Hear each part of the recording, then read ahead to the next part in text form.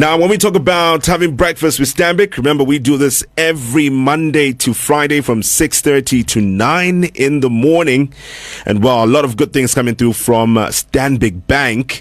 It was quite the interesting weekend, quite the eventful weekend.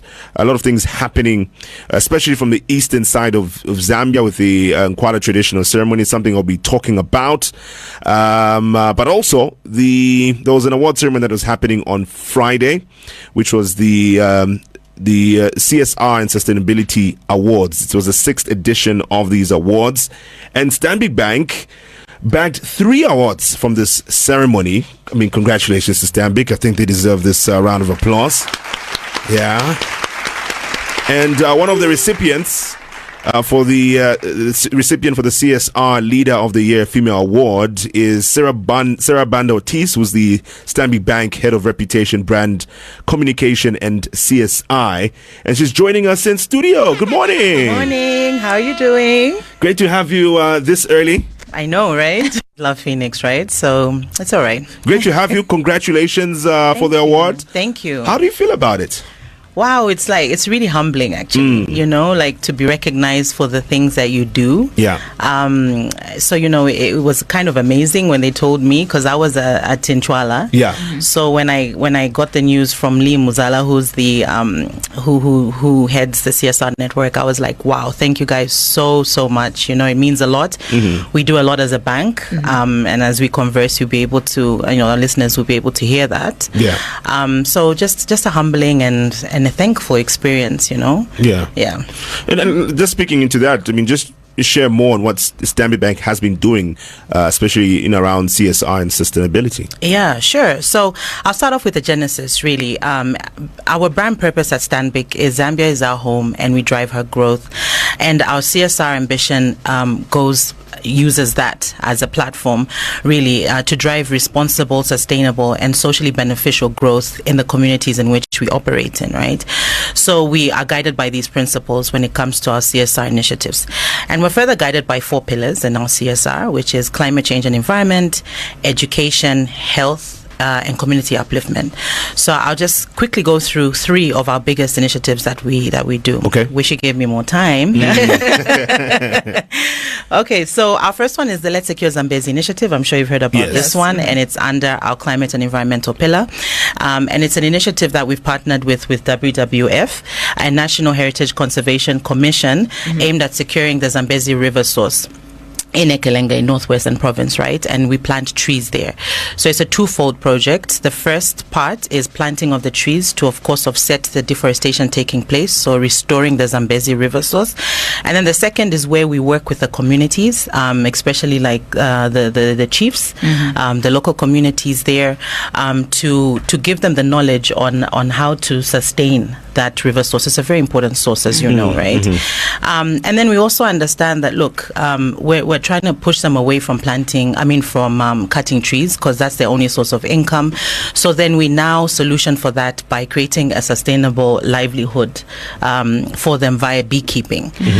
So the impact of that Let's Secure Zambezi project is that with WWF, we've planted over 30,000 indigenous trees around the source of the Zambezi since 2022. And then last year with Vivo Energy, we signed an MOU in 2024 to plant 6,000 trees in the district. So in total, we've planted 33,000 trees. Okay. Yeah, with WWF and Vivo Energy, they're 2 separate projects.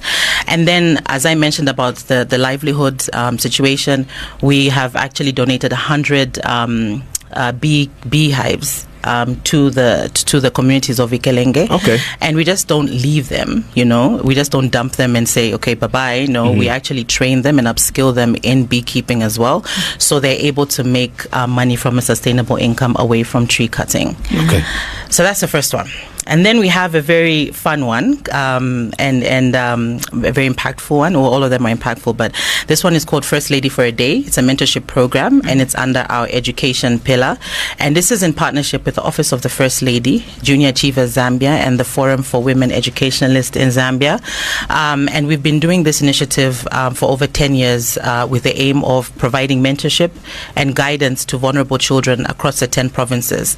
So we pick the brightest students in the 10 provinces and also differently abled students as well. And the mentorships are sessions that are split over 2 days.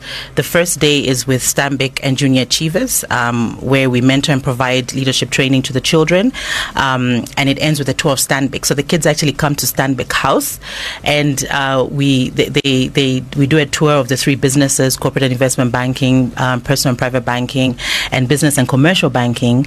And the kids ask questions, and they're these vibrant kids because they're very smart, so even the seasoned bankers were like, wow, these kids are asking some very I can imagine that. Oh my goodness, putting my job on the line, huh? I know.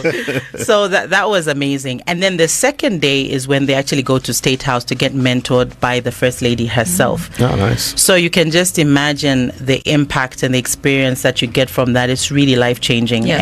and long withstanding. You go home and you're telling your parents these stories. It's absolutely amazing, And I actually want to invite you to the next That would one. be nice. Yeah. So the impact is, to date, we've had 2,000 learners from across the country that have benefited from this. And as I mentioned, it's really just a life-changing experience, opportunities and so forth. Okay. Yeah. And then my last one, yep. I can say the last one, right? Yeah. Is the Mother's Shelter. This is under our health pillar. And for over 9 years, Stanbic Bank has partnered with Churches Association of Zambia to build shelters in rural health posts across Zambia to help lower maternal mortality rates in the country. And in 2022, we signed an MOU with CHAZ to build 3 mother shelters across the country. So in total, we have a shelter in Kabwe, we have a shelter in Mazabuka, Chinunda, and the Kazungula one, the one that we launched last year. And this has resulted in over 2,299 safe child births that have been recorded since the inception of this initiative. Okay. So those are just our top initiatives. We have so much more.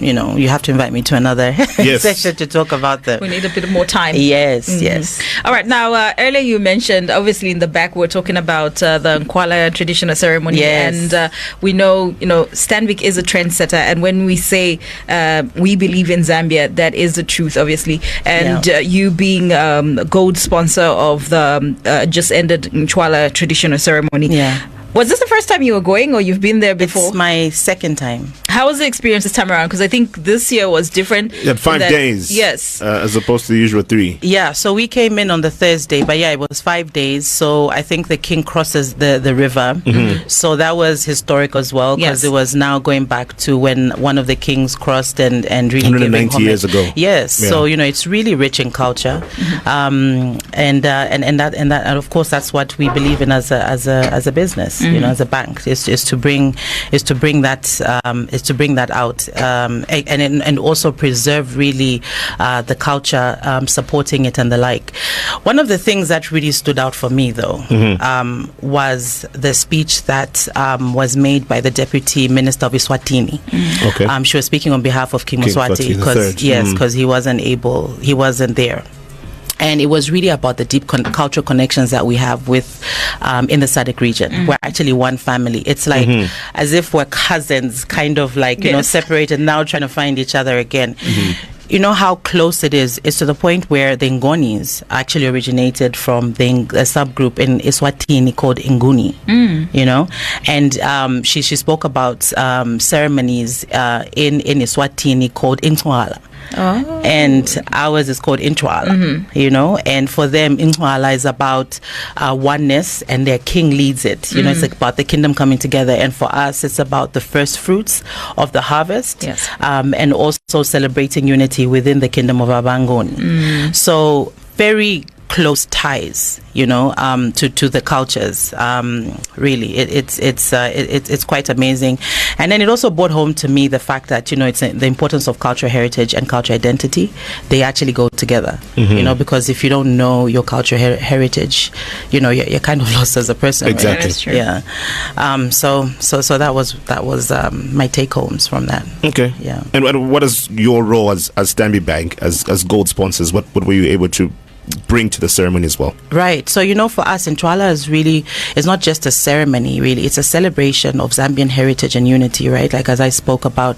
And at Stanbic, we believe in supporting these initiatives that bring the people together, that contribute to the nation's culture and economic growth. And our presence at Ncwala reflects our commitment to standing with the Zambian people, not just in business, but in their traditions and cultures as well. But no, it's always great to hear that Stanbic is supporting, our cultural heritage and how it's celebrated. And it's always good to hear what Stanbic Bank is up to. Sarah, thank you so much for joining us this morning on the Phoenix Breakfast. Thank you so much. All right. We've been speaking with Sarah Banda Ortiz, who is the Stanbic Bank Head of Reputation, Brand, Communication and CSI, talking about the awards from the 6 CSR and Sustainability Awards that happened on Friday night, as well as the Ncwala traditional ceremony sound. that also happened over the weekend, where Stanbic were gold sponsors.